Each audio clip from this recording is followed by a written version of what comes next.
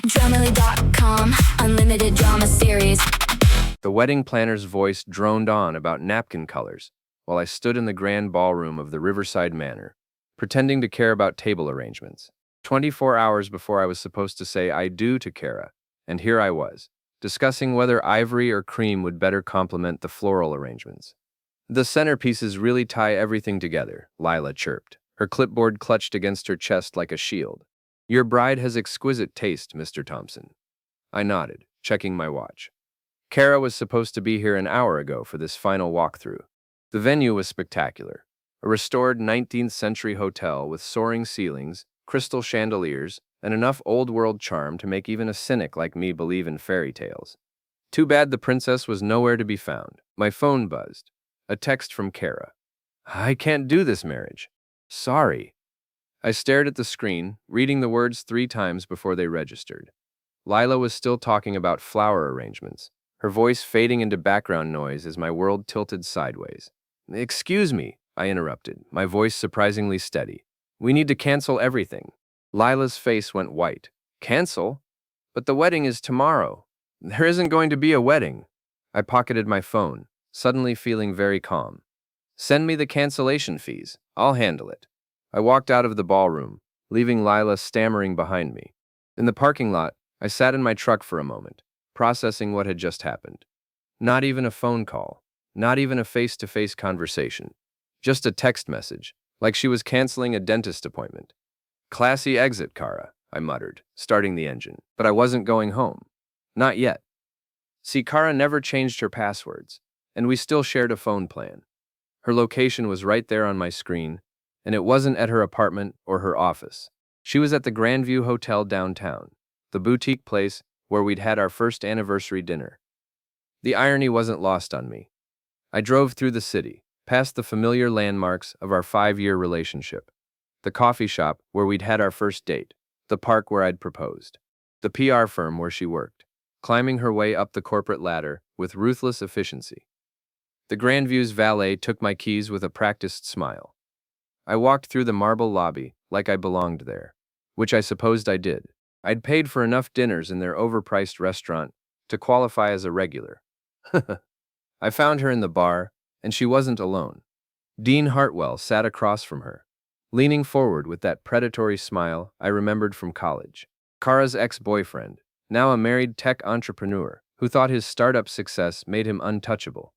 They were holding hands across the table, her engagement ring, my grandmother's ring, catching the light as she gestured. I stayed in the shadows, pulling out my phone. The camera captured everything. Their intimate conversation, the way she laughed at his jokes, the kiss that confirmed what I'd already suspected. This wasn't a sudden decision. This was planned. My phone had excellent zoom capabilities, a feature I'd never appreciated until now. Every shot was crystal clear, timestamp included. Dean's wedding ring was clearly visible in several photos, which would make this even more interesting. I sent the first photo to Dean's wife, Marcy. I'd met her at a few social functions. Nice woman, completely unaware that her husband was a snake. The second photo went to Dean's business partner, along with a note about maintaining professional standards. Then I posted the whole timeline on the local wedding forums, where Lila and half the city's event planners hung out. Bride cancels wedding via text to meet with married ex. Vendors beware, payment might be an issue. My phone started ringing immediately. First Dean, then Kara. I let them both go to voicemail, watching from across the lobby as they frantically checked their phones. The panic on their faces was absolutely delicious. Kara looked around the bar like a trapped animal, probably realizing that their secret meeting was about to become very public knowledge. Dean was already standing up, throwing money on the table with shaking hands.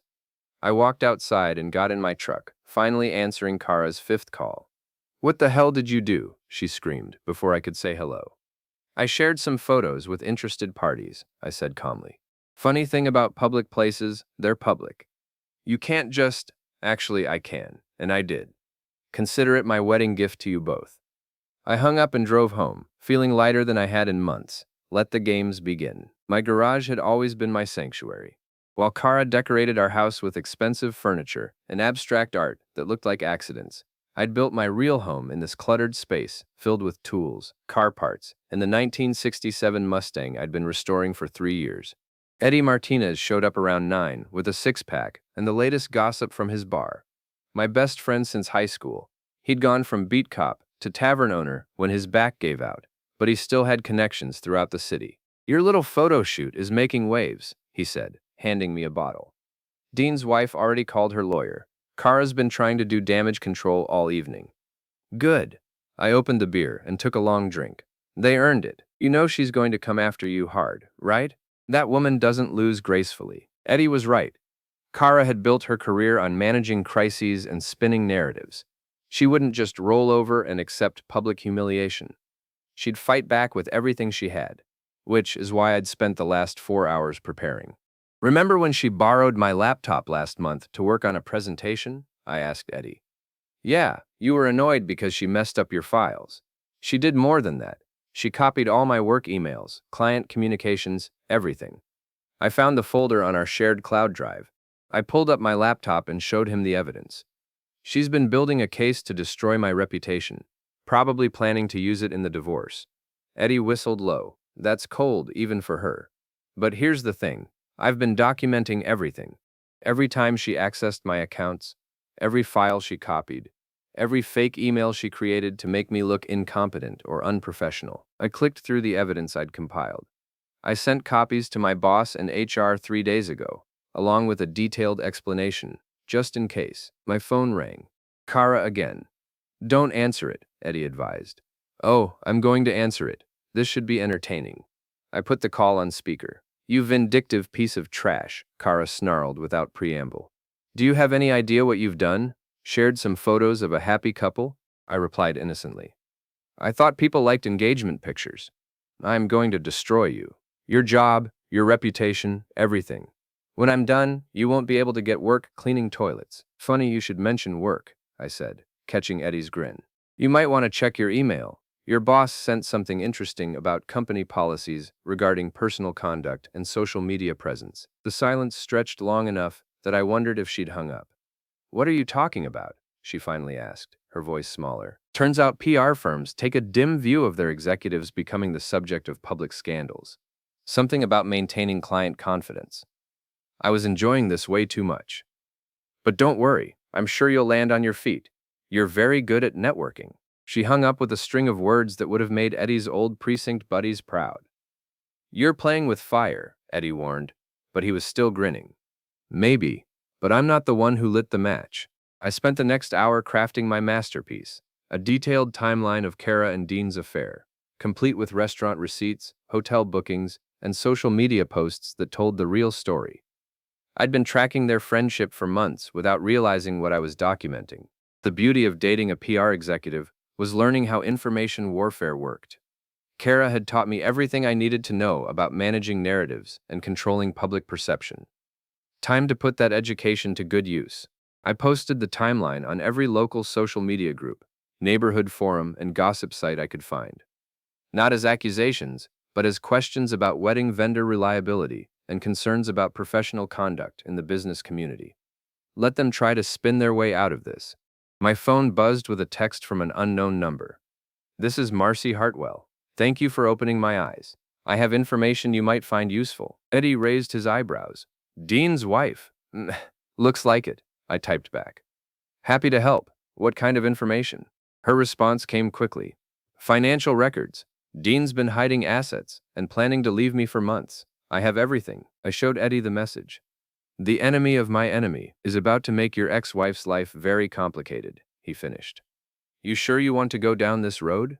This is getting serious. I looked around my garage, at the life I'd built with my own hands while Kara climbed her corporate ladder and planned her exit strategy. She'd made her choice when she decided to humiliate me with a text message.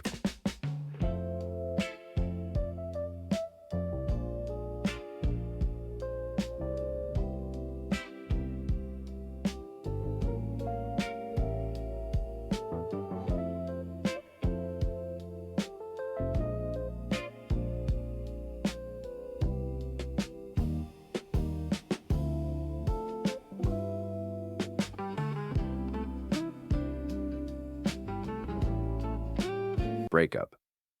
She wanted to play hardball, I said, typing a response to Marcy. Let's see how she handles the major leagues.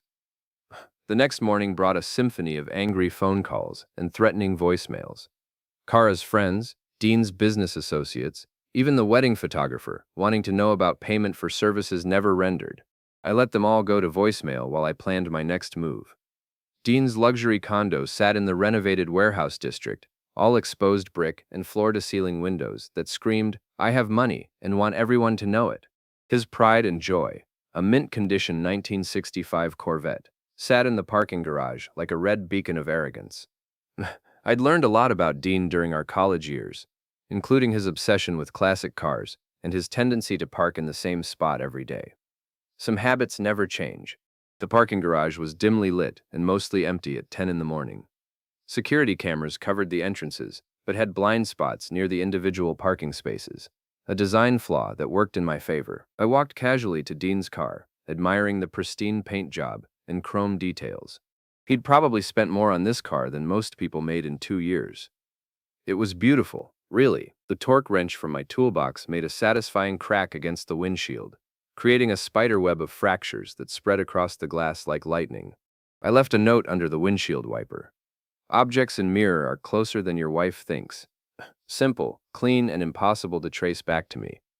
The security cameras would show a man in a baseball cap and sunglasses, but nothing identifying. I was back in my truck and halfway across town when my phone rang. Dean's number. "You're going to pay for this," he said without preamble, his voice shaking with rage. "Pay for what? I've been at work all morning. Lots of witnesses." "Don't play stupid. I know it was you. Prove it." I pulled into the parking lot of my day job, a construction management firm where I'd worked for 8 years. "But hey, while I have you on the phone, how's married life treating you?" The silence told me everything I needed to know.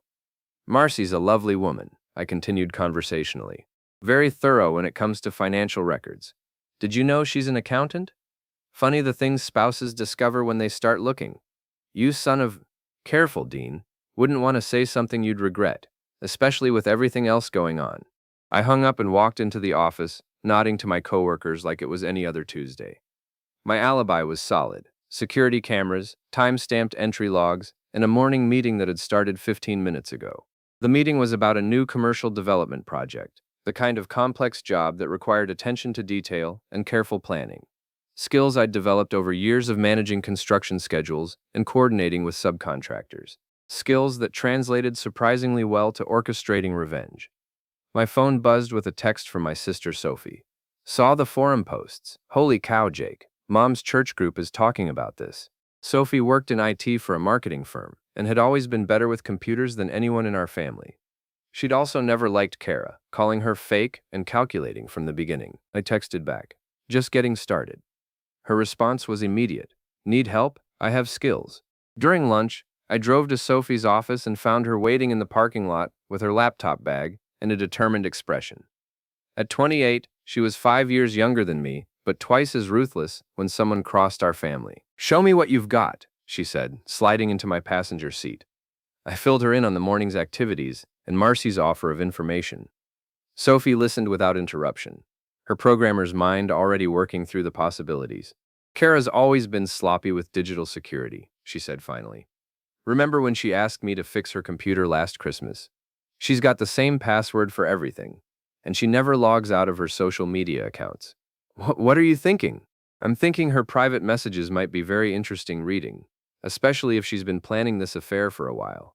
We drove to a coffee shop with free Wi-Fi and spent an hour diving into Kara's digital life. What we found was better than I'd hoped. Months of messages with Dean, planning their reunion, and discussing how to handle their respective spouses. Conversations with her coworkers about upgrading her relationship status. Even a discussion with her maid of honor, Jessica, about timing the breakup for maximum advantage in the divorce proceedings. But the real treasure was a message thread with someone called Venture Capital Vixen, who turned out to be Dean's business partner's wife. They'd been sharing information about their husband's finances and planning coordinated moves to maximize their divorce settlements. "This is a conspiracy," Sophie said, screenshotting everything. "They've been planning this for months. Can you trace the other women in this group?" "Already on it." Her fingers flew across the keyboard. "There are 6 of them. Married women planning coordinated divorces to maximize their settlements. They call themselves the Liberation Society. I stared at the screen, pieces falling into place. This wasn't just about Kara leaving me for Dean. This was about money, status, and a carefully orchestrated plan to destroy their husbands while profiting from the wreckage. "What do you want to do with this?" Sophie asked. I thought about the broken windshield, the public humiliation, the text message that had shattered my life 24 hours ago. Then I thought about the other 5 husbands who had no idea what was coming. "Forward everything to their husbands," I said. "Anonymous email accounts, untraceable. Let them know what their wives are really planning. That's going to cause some serious chaos." "Good, they earned it." Sophie's laptop chimed with a new message notification. Kara had just posted in the Liberation Society group. Phase 1 complete. Jake's having a breakdown. Moving to Phase 2 tomorrow. I leaned back in my chair, a cold smile spreading across my face. Phase 2, huh? This should be interesting. The next morning brought news that Dean's startup had lost its biggest client overnight. Apparently, someone had forwarded He just gave me a massage, that's it! A massage? With I Miss Your Body after? Watch more on Grammarly.com. screenshots of his affair timeline to the client's CEO, along with questions about moral character and business ethics. The client, a family-owned company with strong religious values, had terminated their contract immediately. I was reading about it online when Kara showed up at my workplace, storming through the construction trailer like an avenging angel in designer heels. "You're destroying innocent people," she said, slamming a folder down on my desk. "Dean's business is ruined. His wife filed for divorce. His kids are asking questions he can't answer." "Innocent?" I looked up from my computer, genuinely amazed. "You planned this affair for months. You coordinated with 5 other women to destroy your husbands simultaneously. You tried to sabotage my career with fake emails, but Dean's the innocent one." Her face went pale. "How did you know about the Liberation Society? Your digital security needs work, Kara. Also, you might want to check your group messages. Seems like all your co-conspirators got some interesting emails last night." She grabbed for her phone, frantically scrolling through messages. I could see the panic spreading across her face as she realized the scope of what had been exposed. "You can't prove any of this," she said, but her voice lacked conviction. I opened the folder she'd thrown on my desk. Inside were printed emails, the fake ones she'd created to make me look incompetent, along with what appeared to be evidence of financial impropriety at my job. "Trying to frame me for embezzlement now?" I asked, flipping through the documents. "That's creative. Too bad I already gave HR the real versions of these emails, along with metadata showing when and where the fake ones were created." "This isn't over," she said, grabbing the folder back. "I have resources you can't imagine. I'll destroy you." "You already tried that. How'd it work out?" She left without another word, but I could see the wheels turning. Kara was at her most dangerous when cornered, and I'd just backed her into a very tight corner. My phone rang an hour later. Unknown number. "Mr. Thompson? This is Detective Morrison with the City Police. We've received some concerning reports about harassment and property damage. I'd like to speak with you." My stomach dropped, but I kept my voice steady. "Of course, Detective. When would be convenient? How about now? I'm in your parking lot." Detective Morrison was a tired-looking man in his 50s, with the kind of eyes that had seen everything twice. He sat across from my desk in the construction trailer, notepad open, studying me like I was a puzzle he needed to solve. "Dean Hartwell filed a complaint about his car," Morrison said without preamble. "Says you threatened him and vandalized his property." "I've been at work," I replied, pulling up my computer calendar. "Yesterday morning I was in a project meeting from 8:30 until 11. Plenty of witnesses. Security cameras show me entering the building at 8:15 and not leaving until lunch." Morrison made a note. "What about your relationship with Mr. Hartwell?" "We knew each other in college. Haven't spoken in years until this week, when I discovered he was having an affair with my fiancée." I kept my voice matter of fact. "I called off my wedding and made the situation public. Mr. Hartwell apparently didn't appreciate the exposure. And Miss Patterson, your ex-fiancée, what about her? She claims you've been harassing her, stalking her, interfering with her work." I pulled out my phone and showed Morrison the call log. "She's called me 47 times in the past 3 days. I've answered maybe 6 of those calls. As for her work, I posted factual information on public forums about vendors and professional conduct, all of it verifiable. Morrison studied the phone, then made more notes. This is a messy situation, Mr. Thompson. Yes, it is. But I haven't broken any laws, Detective. Can't say the same for everyone involved. What do you mean? I hesitated, then decided to play my ace. Are you familiar with conspiracy to commit fraud? Because I have evidence that Miss Patterson and several other women have been planning coordinated divorces to maximize their financial settlements, including attempts to frame their husbands for various crimes. Morrison's eyebrows went up. That's a serious accusation. It's a serious crime. I pulled up the Liberation Society messages on my computer. I'd be happy to share what I've found. Might save you some time on future cases. An hour later, Morrison left with a flash drive full of evidence and a very different perspective on who the real criminals were. I watched his car pull away, feeling like I'd dodged a bullet. But I knew this was just the beginning. Kara wouldn't give up easily, and desperate people do desperate things. My phone buzzed with a text from Sophie. Emergency. Meet me at Eddie's bar, now. I found them huddled in the back booth. Sophie's laptop opened between them, both looking grim. What's wrong? I asked, sliding in next to Eddie. Kara's escalating, Sophie said, turning the screen toward me. She posted this an hour ago. It was a video, grainy, obviously old, showing me at a college party doing something stupid and embarrassing but not illegal. The kind of thing everyone does when they're 20 and invincible. She's threatening to send this to your boss, your clients, everyone you work with, Sophie continued. Unless you back off and agree to her divorce terms. Blackmail, Eddie said flatly. That's a felony. I stared at the video, remembering that night 15 years ago. Kara had been there, had actually encouraged me to do the stupid thing I was now watching on screen. She kept this all these years? I asked. Apparently. Along with a few other choice moments from your past. Sophie scrolled through Kara's private files. She's been collecting ammunition for a long time. The realization hit me like a physical blow. This wasn't about the affair, or even the divorce. This was about control. Kara had been building a case against me for years, collecting evidence, and waiting for the right moment to use it. How long has she been planning this? I asked. Sophie pulled up more files. Based on the timestamps? At least 2 years, maybe longer. I sat back in the booth, processing the scope of Kara's deception. Our entire relationship had been a lie, a long con designed to position her for the perfect exit strategy. What do you want to do? Eddie asked. I thought about the video, about Kara's threats, about the elaborate conspiracy she'd built around our marriage. Then I thought about the other husbands she'd targeted, the lives she was destroying for profit. I want to end this, I said finally. All of it, tonight. The Riverside Manor looked exactly the same as it had 4 days ago, when I'd been planning a wedding instead of planning revenge. The same crystal chandeliers, the same marble floors, the same grand ballroom where Kara and I were supposed to have danced our first dance as husband and wife. Tonight, the venue was hosting the annual City Business Awards, a black tie affair where all of the local elite gathered to congratulate themselves on their success. Kara would be there.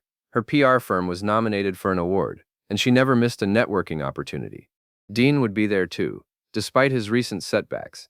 His startup was hemorrhaging clients, but he was too arrogant to stay home and lick his wounds. Perfect. I'd spent the afternoon preparing, with help from Sophie and Eddie.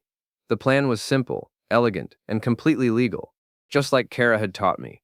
The best warfare happens in public, with witnesses and cameras to document everything. I walked into the ballroom wearing the tuxedo I'd bought for my wedding, feeling like I was wearing armor. The irony was delicious, using my wedding clothes to attend my marriage's funeral. The room was packed with the city's power players, politicians, business owners, media personalities, and social influencers. Everyone who mattered in our small city was here, dressed in their finest and ready to see and be seen. I spotted Kara near the bar, surrounded by her colleagues and looking stunning in a black dress that probably cost more than most people's rent. She was working the room like the professional she was, networking and schmoozing with practiced ease. She hadn't seen me yet. Dean was across the room, talking to a group of potential investors with the desperate enthusiasm of a man trying to save his sinking ship. His wife wasn't with him, probably busy with divorce lawyers. I made my way to the AV booth, where a college friend of Sophie's was working the sound system for the evening. 20 minutes and $200 later, I had access to the microphone and projection system. The awards ceremony was scheduled to start in an hour. Perfect timing. I spent the next 30 minutes circulating through the crowd, greeting people I knew and making sure I was seen. Several people mentioned the situation with my wedding, offering condolences and fishing for gossip. I played it cool, neither confirming nor denying the rumors that were already circulating. Kara finally spotted me near the silent auction tables. I watched her face go through a series of expressions: surprise, anger, calculation, and finally determination. She excused herself from her group and walked over, her smile bright and fake. "Jake," she said loudly enough for nearby people to hear. "I didn't expect to see you here. Wouldn't miss it," I replied, matching her volume. "Your firm's nominated tonight, right? Congratulations." "Thank you." Her eyes were cold despite her smile. "I hope you're not planning to cause any trouble." "Trouble? At a business awards ceremony? What kind of person do you think I am?" She leaned closer, lowering her voice. "The kind who vandalizes cars and stalks ex-fiancés. The kind who's about to lose everything if he doesn't back down." "Is that a threat, Kara?" "It's a promise. Last chance to walk away." I smiled back at her, letting her see the confidence in my eyes. "Thanks for the warning, but I think I'll stay for the show." She walked away, pulling out her phone to make what was probably a frantic call to her lawyer or her Liberation Society friends. Too late for damage control now.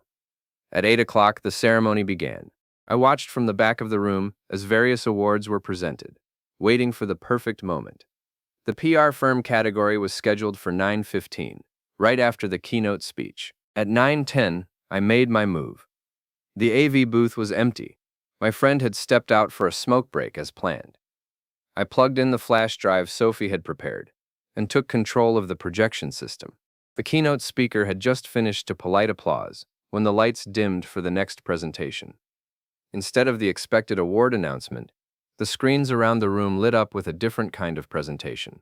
"Ladies and gentlemen," I said into the microphone, my voice carrying clearly through the sound system. "Before we continue with the awards, I'd like to share a story about modern business ethics and personal responsibility." The room went quiet, hundreds of faces turning toward the screens where the first slide was already displayed. The Liberation Society, a case study in coordinated fraud. Kara's face went white. Dean started pushing through the crowd toward the AV booth, but Eddie intercepted him with a friendly smile and a firm hand on his shoulder. "4 days ago, I was supposed to get married," I continued, clicking to the next slide, a photo of our wedding invitation. "Instead, I received a text message canceling the ceremony. Tonight, I'd like to tell you why." The next slides showed the timeline I'd constructed. Restaurant receipts, hotel bookings, social media posts, and private messages that told the story of Kara and Dean's affair. But that was just the opening act. "But this isn't just a story about infidelity," I said, advancing to the real evidence.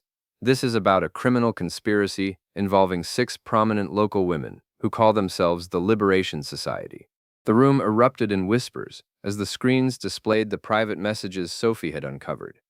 Names, dates, financial information, and detailed plans to defraud their husbands through coordinated divorces. "These women have been planning simultaneous divorces designed to maximize their financial settlements while destroying their husbands' reputations and businesses," I continued. "They've created fake evidence, coordinated false accusations, and engaged in systematic fraud." Kara was pushing through the crowd now, trying to reach the stage, but the room was packed and everyone was staring at the screens in fascination.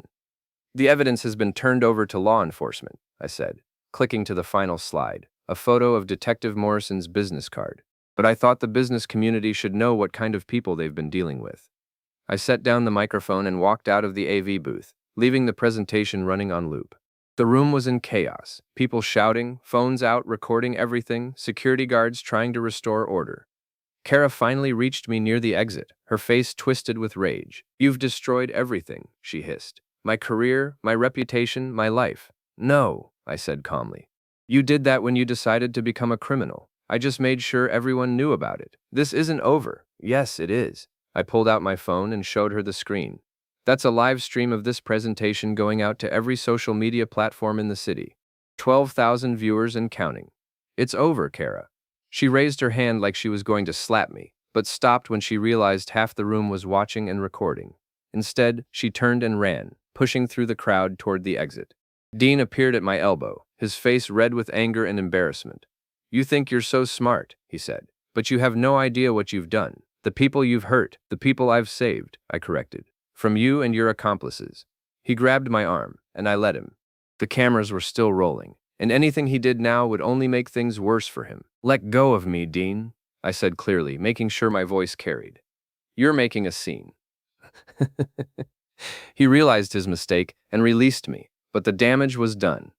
Tomorrow's news would show him physically confronting the whistleblower who'd exposed his crimes.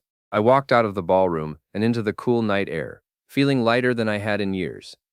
Behind me, I could hear the chaos continuing, security trying to clear the room, reporters asking questions, the sound of my presentation still playing on the screens. My phone was buzzing with calls and messages, but I ignored them all. I got in my truck and drove home to my garage, to my tools and my half-restored Mustang, and the life I'd built with my own hands. It was over. Kara's career was finished, her liberation society exposed, her conspiracy unraveled. Dean's business was already failing, and tonight's revelations would finish it off. The other women in their group would face their own reckonings as their husbands processed what they'd learned. I'd won, completely, decisively, and very publicly. The wedding venue where I was supposed to have promised to love and honor Kara had instead become the stage for her downfall. The ballroom, where we were supposed to have celebrated our future, had witnessed the destruction of her carefully laid plans. They'd called me the victim, then the villain. Tonight, I'd been neither. Tonight, I'd been the reckoning they'd all earned. I opened a beer and got back to work on my Mustang, listening to the engine purr as I fine-tuned the carburetor. Tomorrow would bring lawyers and reporters and consequences for everyone involved in Kara's conspiracy. But tonight was mine. November 18th, 2025, 12 hours 33 minutes and 41 seconds.